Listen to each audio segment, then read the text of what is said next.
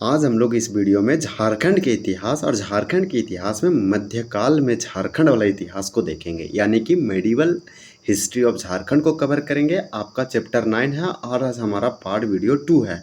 Part 2 में आप जानते हैं कि हम लोग जो है 25 प्रश्न कवर करेंगे। इस प्रकार से हमारा 50 प्रश्न कंप्लीट हो जाएगा। यहाँ पे टोटल 103 प्रश्न है, जो कि आपको पीवाईक्यू और साथ में एमसीक्यू और कुछ क्वेश्चन जो है स्टेटमेंट वाइज मिलेगा। बहुत अच्छे से है। मैं हूँ झारखंड बुक है, जो कि देव कुमार के द्वारा लिखा गया लेटेस्ट बुक है। इसका फर्स्ट संस्करण है।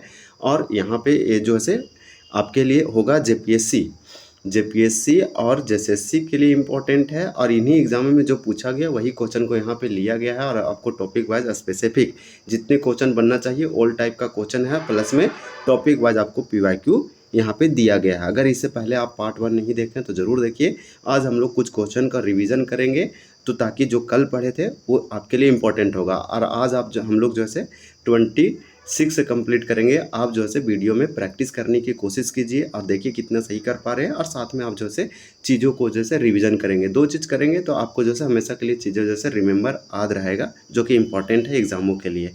तो चलिए, आप जानते हैं कि सफलता का एक ही सूत्र है, और सरल सूत्र क्या है? तो सही काम करें, सही तरीके से करें और सही समय पर करें। अब हमारा पहला प्रश्न यहाँ से है, उसको देखने से पहले अगर देखिए, ये आपको हम दिखाते हैं कि ये झारखंड एमसीक्यू है, यहाँ पे दिया गया है। और हम लोग क्वेश्चन नंबर 26 कंप्लीट करने से पहले कुछ क्वेश्चनों को रिवीजन कर लेते हैं। कि देखिए, हम लोग 25 में क्वेश्चन हमारा आखिरी लास्ट वीडियो में क्वेश्चन नंबर 25 तक कंप्लीट किए थे। वो क्वेश्चन क्या था आपको दिखाते हैं कि अलाउद्दीन खिलजी ने अपने सेनापति मलिक कफूर को किस और विजय प्राप्त करने हेतु भेजा था? तो ये दक्षिण भारत की ओर भेजा था।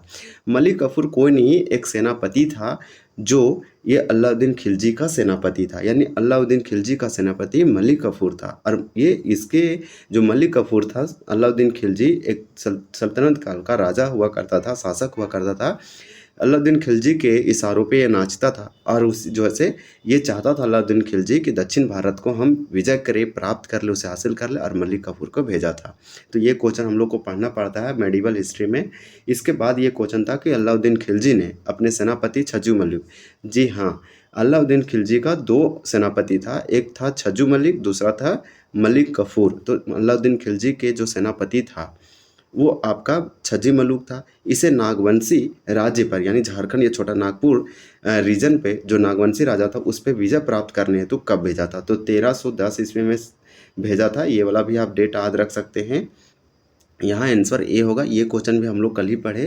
तो इस प्रकार से 24 का ए होगा। और देखिए नेक्स्ट क्वेश्चन हमारा क्या दिया गया है कि अलाउद्दीन खिलजी ने अपने सेनापति छज्जी मलुक को किस वंश के राज्य पर विजय प्राप्त करने हेतु भेजा था? तो कुछ नहीं, नागवंश पर वो चाहता था विजय प्राप्त करे, और वो विजय प्राप्त किया भी। यार, नागवंशों को विवश किया, अपने अधीन किया और कर देने के लिए विवश किया। देखिए, छज्जू मलिक ने किस वंश के शासक को कर देने के लिए विवश किया, यानी टैक्स वगैरह, तो आपका नागवंश हो जाएगा। तो समझिए कि छज्जू मलिक अलाउद्दीन खिलजी का सेनापति था, जो आपका यहाँ कर देने के लिए विवश भी किया इन इन इन शासकों को, यानी आपका जो है नागवंश के शासकों को। तो यही आपसे पूछा गया कि इन जो से किस राज्य पर विजय करने हेतु भेजा गया था? तो नागवंश। आपका सभी तरीके से आंसर एक ही है। आपका देखिए, किस नागवंशी राजा ने अलाउद्दीन खिलजी की अधीनता स्वीकार की थी? तो कौन सा ऐसा नागवंशों का राजा या शासक था, किंग था, जो है अलाउद्दीन खिलजी के अधीनता स्वीकार कर लिया? और अलाउद्दीन खिलजी की जो है अधीनता स्वीकार करवाने के लिए कौन आया था? तो वही आपका छज्जू मलिक आया था। 21 का यहाँ पे राइट आंसर सी होगा। बेनुकर्ण था ये आदमी, ये राजा या शासक। देखिए, इल्तुतमिश और बलबन के समय झारखंड इनके प्रभाव से मुक्त रहा, आज़ाद रहा। ये सब कभी राज नहीं कर पाए। इसका रीज़न क्या है जानते हैं? क्योंकि यहाँ नागवंश का एक शक्तिशाली राजा का शासन था, जो इन लोग से डरता नहीं था। वह राजा जानते हैं कौन है? हरिकर्ण था। देखिए, यहाँ पे एक स्टेटमेंट वाइज क्वेश्चन है, ये वाला आप पढ़ेंगे तो आपको सारा समझ में आ जाएगा। देखिए, गुलाम वंश के संदर्भ में पूछा कौन सा कथन सत्य है? तो यहाँ पे सभी सत्य है, एक एक करके हम पढ़ देते हैं। इल्तुतमिश और बलबन गुलाम वंश के शासक थे, और इनके शासन काल में बोल रहा है कि इनके प्रभाव से झारखंड मुक्त रहा, झारखंड आज़ाद रहा। इसका रीज़न तो आप जान गए क्यों आज़ाद रहा। गुलाम वंश के समय झारखंड की सीमा में मुस्लिम सेनाओं का छावनियाँ स्थापित की गई। गुलाम वंश के शासक इल्तुतमिश और बलबन के समय झारखंड में नागवंशी राजा हरिकर्ण था, जो कि बहुत ज़्यादा प्रतापी और अच्छा शासक था, जो इन लोग से डरता नहीं था, इसलिए मुक्त रहा।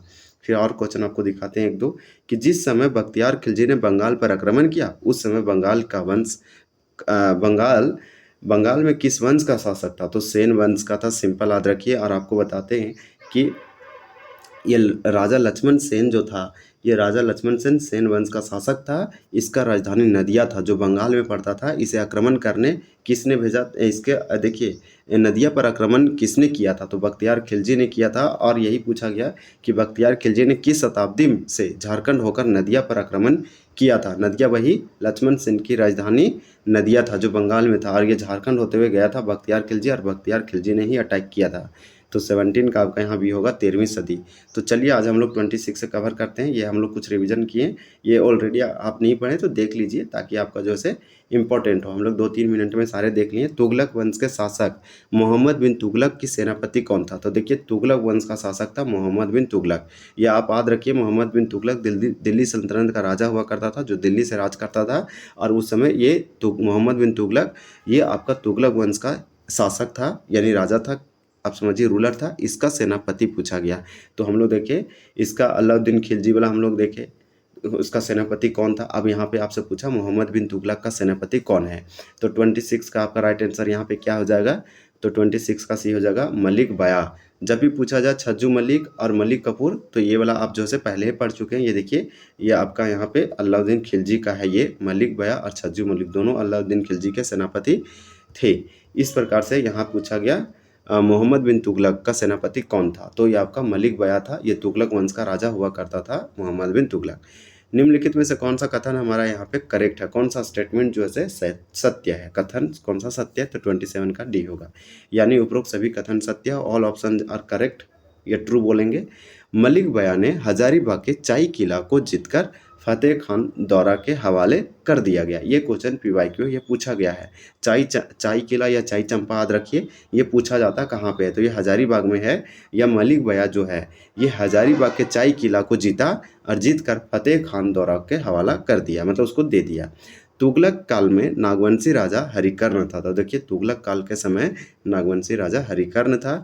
मोहम्मद बिन तुगलक ने छजुद्दीन आजमुल को सतगावा यानी कोडरमा का शासक नियुक्त किया। तो ये वाला भी आप याद रख सकते हैं। यह सारे पॉइंट आपका सही है। स्टेटमेंट से हम लोग थोड़ा डिटेल देखें। आपका ये मेडिवल वाला है, इसमें दिया गया। तो 27 का आपका डी होगा। याद रखिए मोहम्मद बिन तुगलक ने छजुद्दीन आजमुल को क्या दिया? सतगावा यानी आज के समय कोडरमा का शासक जो है नियुक्त किया था। क्वेश्चन पूछा चाई चंपा हजारीबाग के किस भाग में अवस्थित है? तो यहाँ पे 28 का आपका राइट आंसर डी हो जाएगा, पश्चिमोत्तर भाग में। हजारीबाग के पश्चिमोत्तर भाग में, मान लीजिए हजारीबाग के पश्चिमोत्तर आपका जो है ये साइड हो जाएगा इधर। तो इस प्रकार से आप याद रख सकते हैं, पश्चिमोत्तर भाग में है चाई चंपा जो कि हजारीबाग में पड़ता है। चलिए हम लोग नेक्स्ट क्वेश्चन देखते हैं। देखिए आपका नेक्स्ट क्वेश्चन क्या पूछा जा रहा है। नेक्स्ट क्वेश्चन आपसे पूछा गया 29 में कि फिरोज शाह तुगलक ने बंगाल के किस शासक को पराजित किया था? तो फिरोज शाह तुगलक ने बंगाल के किस राजा को, शासक को, रूलर को हराया था? तो 29 का आपका यहाँ पे क्या हो जाएगा? बी हो जाएगा, छजुद्दीन आजमुल को। तो ये वाला भी आप याद रख सकते हैं, आजमुल को जो है हराया था, पराजित किया था। ये हराने वाला फिरोज शाह तुगलक। तो फिरोज शाह तुगलक ने एक बंगाल का शासक था, यानी वही पूछा कि फिरोज शाह तुगलक ये तो दिल्ली सल्तनत का शासक था, बंगाल के किस शासक को? तो बंगाल का शासक छजुद्दीन आजमुल को जो है हराया, पराजित किया। तो ये बंगाल का याद रखिए, ये बंगाल का शासक और ये आपका दिल्ली सल्तनत का शासक था। फिरोज शाह तुगलक वंश का शासक था। दोनों में युद्ध होता है, लेकिन यहाँ फिरोज शाह तुगलक जीतता है, इसे पराजित करके हरा दिया।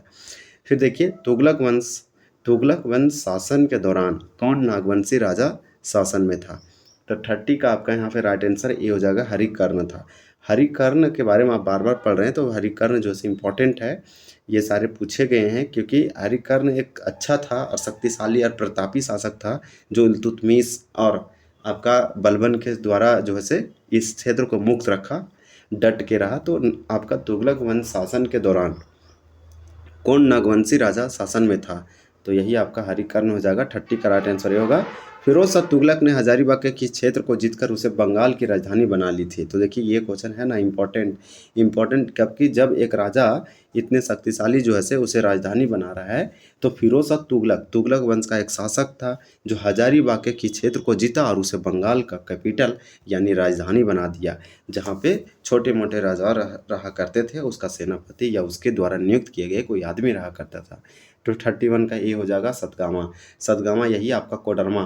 तो ये वाला भी आप याद रख सकते हैं। ये तुगलक वंश का शासक फिरोज शाह तुगलक ने सतगावा को जीता और इसे जीत के बंगाल का राजधानी बना दिया। जबकि इसमें पूछा तुगलक वंश शासन के दौरान, जब तुगलक वंश का शासन था उस समय झारखंड में छोटा नागपुर में नागवंशी राजाओं का शासन था। उस समय नागवंशी राजा आपका हरिकर्ण था। फिर आपसे देखिए क्वेश्चन नंबर पूछ रहा है 32 में कि लोधी वंश ये लोधी वंश के शासन के दौरान इनमें से किसने झारखंड पर शासन किया था? तो लोधी वंश आप जानते हैं, लोधी वंश भी था, ये भी सल्तनत काल के समय का वंश था। लोधी वंश अंतिम वंश था जो इब्राहिम लोधी या फिर जो है बाबर के द्वारा हराया गया। फिर लोधी वंश खत्म हुआ तो फिर मुगल काल आया। इस तरह से आप तो पढ़े होंगे, आप ये सुने होंगे। तो 32 आपका यहाँ पे 32 का आंसर डी हो जाएगा, उपरोक्त तीनों। यानी कि लोधी वंश के शासन या राजा के दौरान इनमें से किसने झारखंड पर शासन किया? तो लोधी वंश के शासन के दौरान झारखंड पर शासन करने वाले जो क्षेत्रीय राजा हुआ करते थे वो आपका छत्रकर्ण, प्रतापकर्ण और विराट कर्ण। सबके टाइटल में कर्ण है, तो आप ऐसे याद रखिए। 32 का राइट आंसर यहाँ पे आपका डी होगा। लोधी वंश के शासन के दौरान उड़ीसा के किस वंश ने झारखंड पर आक्रमण किया? तो किस वंश ने झारखंड पर आक्रमण किया? 33 का आपका यहाँ पे ए हो जाएगा, गजपति वंश। याद रखिए, लोधी वंश के शासन के दौरान उड़ीसा के किस वंश ने झारखंड पर आक्रमण किया? ऐसे ये क्वेश्चन पूछा जा रहा है कि जब लोधी वंश था शासन में, दिल्ली सल्तनत में जब लोधी वंश जो है शासित कर रहा था, तो वही लोधी वंश के शासन के दौरान उड़ीसा का कोई एक ऐसा वंश था, डायनेस्टी था, जो झारखंड पर आक्रमण किया। लोधी वंश आक्रमण नहीं किया, बस लोधी वंश तो वो केंद्र में था। उस समय उड़ीसा का एक वंश ने झारखंड पर आक्रमण किया, वो आपका गजपति वंश था। तो ये वाला भी याद रखिए। और इसमें तो आपको सिंपल पूछ दिया कि लोधी वंश के शासन के दौरान झारखंड यानी झारखंड पर शासन किसका था? तो ये तीनों का था। ये भी आप याद रख सकते हैं। फिर नेक्स्ट क्वेश्चन पूछ रहा है कि 1494 ईस्वी में सिकंदर लोधी के भय से जौनपुर के किस शासक ने झारखंड में शरण ली थी? देखिए ये जौनपुर है ना, जौनपुर का एक शासक हुआ करते थे। ये आपका शासक का नाम क्या था? तो ये हुसैन शाह सरकी था। और ये जौनपुर का शासक था हुसैन शाह सरकी। लेकिन ये सिकंदर के लोधी के डर से, भय से ये झारखंड में आके छुप गया और झारखंड में शरण लिया, झारखंड में रहा कुछ दिन। ये 1494 की बात है, जो कि इम्पोर्टेंट है। क्यों? आप तो सुने होंगे हुसैन शाह सरकी जो बंगाल का शासक था, बंगाल साइड राजा था या बंगाल के साइड राज करता था। उसके आसपास उस समय पूरा बंगाल भी हुआ करता था। तो उस समय लोधी वंश और इसमें जो है युद्ध हुआ। अब जो है इसी से ये डर गया जब उधर से वार करने आया। तो इस तरह से आप तो ये कहानी स्टोरी सुने होंगे हुसैन शाह सरकी का। तो इस तरह से पूछा कि 1894 में सिकंदर लोधी के डर से जौनपुर के वो कौन सा राजा या शासक या रूलर था जो झारखंड में आके शरण लिया? आपका हुसैन शाह सरकी था। इसे और अच्छे से आप पढ़ सकते हैं इसका थ्योरी से। सिकंदर लोधी के भय से हुसैन शाह सरकी ने झारखंड के किस क्षेत्र में शरण लिया? अब देखिए सिंपल क्वेश्चन है, सेम क्वेश्चन है कि सिकंदर लोधी के डर से हुसैन शाह सरकी ने झारखंड में आके शरण लिया। झारखंड में कहाँ आके छुपा था, कहाँ रहा था? तो 35 का आपका बी होगा, साहेबगंज में। साहेबगंज संथाल परगना, आप याद रखिए, राजमहल साइड। देखिए जो आपका ये याद रखिए, चैतन्य महाप्रभु जो है वो भी राजमहल क्षेत्र में आए थे, संथाल परगना में। उसके बाद हेनसांग जो है हर्षवर्धन से मिला था, एक चीनी यात्री था, वो भी आपका साहेबगंज साइड मिला था, संथाल परगना में। ये सब कुछ कुछ फैक्ट याद रख सकते हैं। जबकि रेलवे लाइन भी साहेबगंज में सबसे पहले चला था और भी संथाल परगना का बड़ा बाजार कैपिटल बनाया गया था। ये भी कुछ कुछ जो है फैक्ट है, आप याद रख सकते हैं। उड़ीसा के किस शासक ने झारखंड के एक बड़े भूभाग पर आक्रमण किया और उस पर अधिकार कर लिया? तो उड़ीसा के किस शासक था? उड़ीसा का ऐसा राजा लोग इसलिए करते थे कि झारखंड को कमज़ोर समझते थे, आसपास इधर आते थे, आक्रमण करते थे, जीत के चले जाते थे, अपने आप को राजा घोषित कर देते थे। ये सब आप बराबर पढ़े होंगे। तो उड़ीसा के समय उड़ीसा में भी क्षेत्रीय राजा हुआ करते थे, जिस तरह से झारखंड में हम लोग क्षेत्रीय राजाओं के बारे में पढ़ते हैं। तो उड़ीसा के भी वही बोला, उड़ीसा का वह कौन सा शासक था जिसने झारखंड के एक बड़े भूभाग पर आक्रमण किया और उसे जीता भी और उस पर अधिकार भी किया। तो आपका 36 का यहाँ पे राइट आंसर क्या हो जाएगा, तो बी होगा कपिलेंद्र। कपिलेंद्र का आप नाम तो सुने होंगे। कपिलेंद्र जो था से उड़ीसा का एक राजा था और प्रतापी राजा था, शासक था, और ये झारखंड के एक बड़े क्षेत्र को जीता भी और यहाँ पे आके क्या किया, इसको अधिकार कर लिया और अपने अपने अधीन रखा कुछ दिनों तक। तो 36 का आपका यहाँ पे बी हो जाएगा। जबकि 35 का साहेबगंज याद रखिए, हुसैन शाह सरकी जो है लोधी सिकंदर लोधी के डर से झारखंड में आ गया था। फिर नेक्स्ट क्वेश्चन है 37 है। 37 में है कि किस वंश के सुल्तानों के प्रभाव से झारखंड लगभग मुक्त रहा। तो यहाँ पे आपका 37 का राइट आंसर हो जाएगा डी, लोधी वंश। यानी कि किस वंश के सुल्तानों के प्रभाव से झारखंड लगभग मुक्त रहा है। तो आपका लोधी वंश के जो सुल्तान हुआ करते थे, शासक हुआ करते थे, उसके प्रभाव से लगभग यानी कि ऑलमोस्ट जो है झारखंड फ्री रहा। लोधी वंश के लोग यहाँ पे ज़्यादा कब्जा नहीं किए, ज़्यादा अपने विजय प्राप्त नहीं किए या फिर इसके अपने अधीन नहीं रखे। तो वही पूछा वो कौन सा वंश है जिसके सुल्तानों के प्रभाव से, उस वंश के सुल्तानों के प्रभाव से झारखंड लगभग मुक्त रहा यानी फ्री रहा। तो आपका लोधी वंश होगा। तो 37 का आपका डी हो जाएगा। 38 का पूछा गया कि आदिल शाह द्वितीय, आदिल शाह द्वितीय को झारखंडी सुल्तान कहते हैं। यही पूछा कि आदिल शाह द्वितीय को किस नाम से जाना जाता है। तो ये झारखंडी सुल्तान होगा। झारखंडी माटी नहीं, झारखंडी हीरा नहीं, झारखंड के शेर नहीं, झारखंडी सुल्तान। तो इस तरह से आप याद रख सकते हैं। 38 का सी होगा, आदिल शाह द्वितीय झारखंडी सुल्तान। तो इस तरह से सुल्तान आदिल शाह आप निमोनिक बनाइए जिससे आपको हमेशा के लिए ये क्वेश्चन याद रहे, या फिर आप स्टोरी सुनिए इसका तो आप जो है याद रख पाएंगे। शेर शाह ने झारखंड के किस क्षेत्र का उपयोग अपने बंगाल अभियान में किया था। तो शेर शाह सूरी आप जानते हैं। शेर शाह सूरी का मृत्यु जो है लगभग 22 मई को हुआ था और ये साल था आपका 1545। ये जब अब कलिंजर मध्य प्रदेश साइड पड़ता है, कलिंजर किला पे विजय प्राप्त करने गया तो जब गोला चलाया तो दीवार से टकरा के आया और उसी के पास फट गया। तो इस तरह से उसका मृत्यु हुआ। शेर शाह सूरी फरीद के नाम से जाना जाता था, कई शेरों को मारा इसलिए इसको उपाधि शेर को उपाधि मिला। ये बिहार के समय का था और द्वितीय अफगान का स्थापना किया पूरे भारत में, जो कि इम्पोर्टेंट है।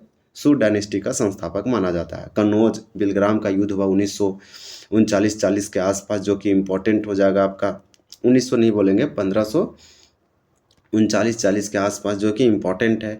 और भी जानते हैं कि हुमायूं को खदेड़ के भगाया लेकिन हुमायूं फिर आया। तो इस प्रकार से पूछा जा रहा है कि शेर शाह ने झारखंड के किस क्षेत्र का उपयोग अपने बंगाल अभियान में किया था। जब ये बंगाल पर विजय प्राप्त करने गया था तो ये झारखंड से होते हुए गया। तो वही पूछ रहा आपसे कि ये किस क्षेत्र का उपयोग अपने बंगाल अभियान में किया था। यानी कि बंगाल को जीतने के लिए, बंगाल को अपने अधीन करने के लिए झारखंड के कुछ क्षेत्रों को यहाँ पे कुछ बनाया है ना, कुछ रहने के लिए, सेना जाने के लिए रास्ता का यूज किया होगा, फिर रुका होगा, छिप के वार किया होगा। तो 39 का आपका राइट आंसर सी हो जाएगा। वो राजमहल क्षेत्र है। राजमहल बहुत नज़दीक था बंगाल से और बंगाल के ही में शामिल था उस समय। तो सिंपल समझिए, शेर शाह ने झारखंड के राजमहल क्षेत्र का बंगाल अभियान में उपयोग किया। शेर शाह ने किसके विरुद्ध अभियानों में झारखंड क्षेत्र का प्रयोग किया। क्वेश्चन दोनों सेम है, अलग नहीं है। तो आपका सिंपल हो जाएगा यहाँ पे, हाँ किस, देखिए मुगलों हो जाएगा। ये गुलाम, चेरो, तुगलक कुछ नहीं, इनको तो हुमायूं से ये था। तो हुमायूं से मेनली इनका टकराव हुआ है, तो वो मुगल था। अब जानते हैं कि बाबर का बेटा हुमायूं आया, हुमायूं का बेटा शासक बना तो अकबर था, अकबर, जहांगीर, शाहजहां, इस तरह से आप याद रख सकते हैं क्रम में, औरंगजेब, ये सब। तो वो सब सारे के सारे मुगल थे। तो यही पूछ रहा है कि शेर शाह ने किसके विरुद्ध अभियानों में झारखंड क्षेत्र का प्रयोग किया। तो वो मुगल होगा। 40 का राइट आंसर ए होना चाहिए। ए है, होना क्या चाहिए। बंगाल अभियान 1534 से 37 ईस्वी में अपने बंगाल, देखिए बंगाल अभियान, जो कि बंगाल अभियान 1534 से 1537 में अपने बंगाल अभियान में शेर शाह के पुत्र जलाल खान ने किस क्षेत्र की नाकाबंदी की थी।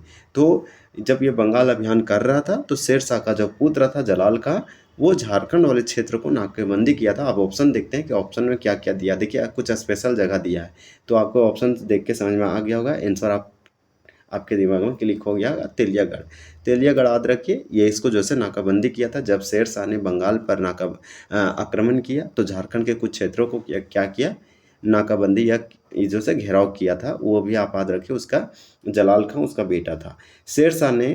शेर शाह के सेनापति ख्वास खां, तो शेर शाह का सेनापति कौन था, तो ख्वास खां। ने किस चेरो शासक को पराजित करके श्याम सुंदर नामक हाथी प्राप्त किया। तो देखिए श्याम सुंदर नामक हाथी एक हाथी था जो झारखंड रीजन में था, बहुत प्यारा और बहुत, ये जो हाथी था ना, हाथी का नाम था श्याम सुंदर हाथी। ये हाथी चेरो शासक के पास था, लेकिन शेरशाह सूरी को तो बहुत पसंद था, तो शेरशाह सूरी ने अपना सेनापति खवास खां को भेजा, चेरो शासक को हराया, पराजित किया, लड़ा और श्याम सुंदर हाथी को ले आया। यही आपसे पूछा गया, तो इस हाथी को प्राप्त किया। तो वो आपसे क्या पूछा, किस चेरो शासक, वो चेरो शासक का नाम आपसे पूछा जा रहा है। तो 42 का आपका आंसर ये हो जाएगा महारथ चेरो। महारथ चेरो, महारथ था, हाथी को रखा था, लेकिन ये महारथ नहीं रह पाया, हार गया, ऐसा याद रखिए। देखिए क्वेश्चन नंबर ये पूछ रहा है कि कौन सा कथन जो है असत्य है, मतलब कौन सा ऑप्शन हमारा यहाँ पे गलत है। 43 का आपका राइट आंसर डी होगा, ऑल ऑप्शन आर करेक्ट। जितने भी कथन दिया गया सब सत्य है, कोई भी गलत नहीं है। तो इस प्रकार से आपका डी हो जाएगा। शेरशाह के शासनकाल में झारखंड में शाही सिक्कों का प्रचलन तेज हुआ। तो चलिए ठीक है कि शेरशाह के शासनकाल में, जब शेरशाह का रूलर था, राज था, तो उस समय झारखंड में शाही सिक्कों का बहुत ज़्यादा तेज हुआ। शाही सिक्के इंपॉर्टेंट थे। उसके बाद झारखंड में मुस्लिमों के प्रवेश का मार्ग प्रशस्त करने का श्रेय शेरशाह को जाता। शेरशाह खुद एक मुस्लिम था, तो ये पूछा कि झारखंड में मुस्लिमों का जो प्रवेश मार्ग था उसको प्रशस्त करने का जो श्रेय था वो शेरशाह को ही जाता है। इसके बाद शेरशाह बंगाल अभियान के बाद मुगलों को चकमा देकर राजमहल के रास्ते रोहतासगढ़ पहुंचा। तो ये भी इंपॉर्टेंट है। शेरशाह ने बंगाल अभियान के बाद मुगलों को चकमा दिया और चकमा देकर राजमहल के रास्ते तेलिया रोहतासगढ़ पहुंचा। रोहतासगढ़ इनका अड्डा था। शेरशाह सूरी का मकबरा रोहतास है, रोहतासगढ़ है, ये भी आप याद रखिए। ये आपका रोहतास जिला में पड़ता है, बिहार में। राजमहल क्षेत्र पर शेरशाह और उसके वंशजों का अधिकार लगभग कितने वर्षों तक रहा।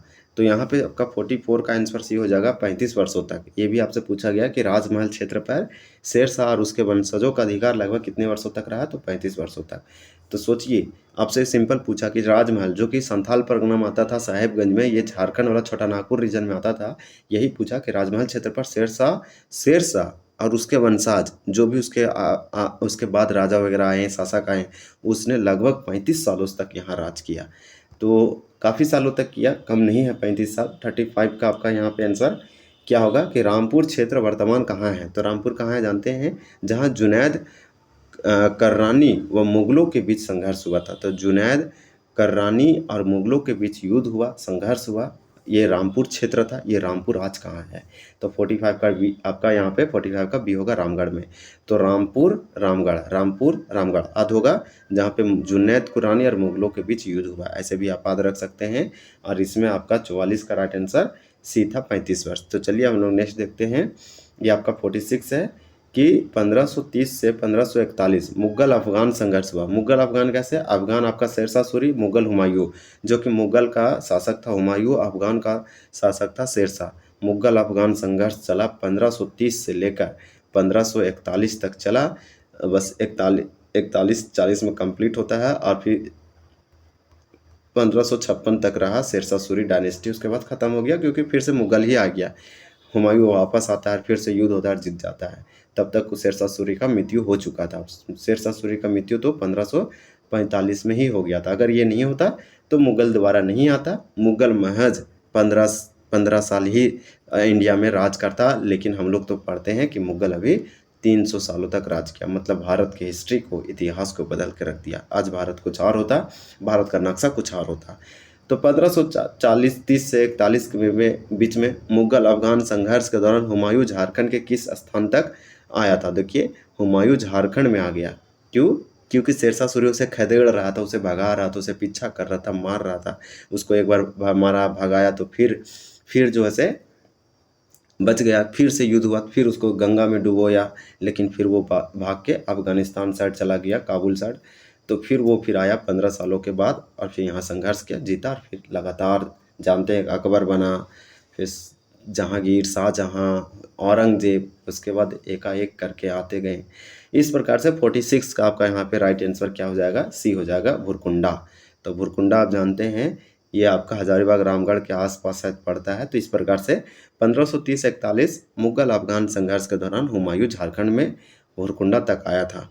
किस कारण, देखिए किस कारण के लिए अकबर नागवंशों की राजधानी खुखरा को अपने अधिकार क्षेत्र में लेना चाहता था।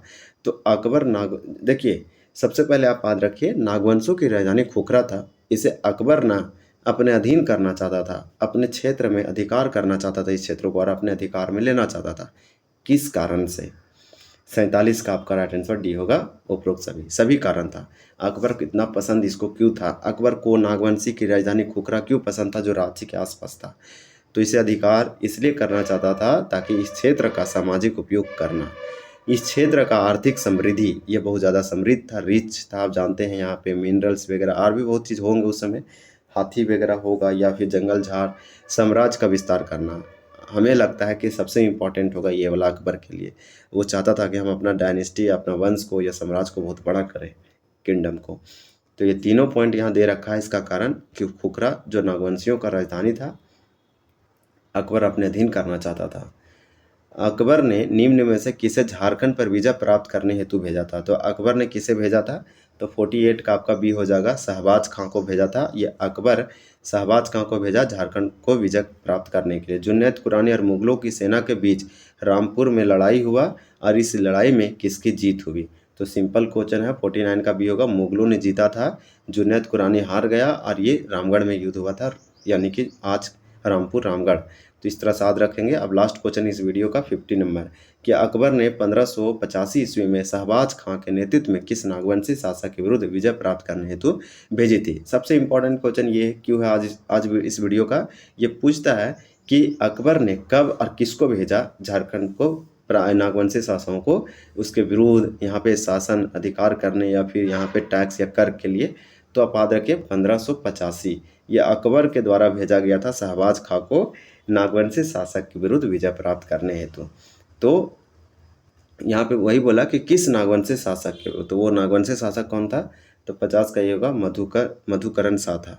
तो चलिए, वीडियो अगर अच्छा लगा तो चैनल को जरूर सब्सक्राइब करें, लाइक करें और कमेंट करके अपना राय जरूर दें। तो वीडियो देखने के लिए बहुत बहुत धन्यवाद।